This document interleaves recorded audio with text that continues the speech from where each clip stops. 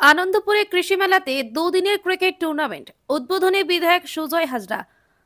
আনন্দপুর জনস্বাস্থ্য কৃষি মেলা উপলক্ষে দুদিনব্যাপী ক্রিকেট টুর্নামেন্টের আয়োজন হলো মঙ্গলবার দুপুরে। এই টুর্নামেন্টের বর্ণাঢ্য অনুষ্ঠানের আয়োজন করা হয়।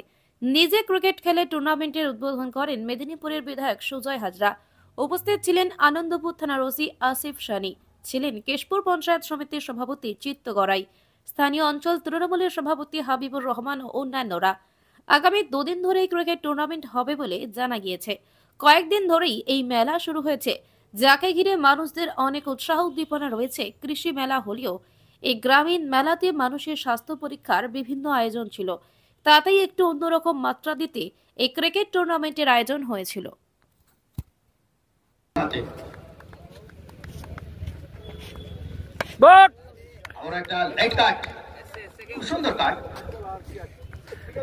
আমরা শুরু করলাম আনন্দ কাপ আনন্দের সহিত সম্মানীয় সুজয় হাজরা মহোদয়ের ব্যাট থেকে আমরা দেখলাম দোকানে সুন্দর শট এবং শুরু হয়ে গেছে আনন্দ কাপের শুভ উদ্বোধন।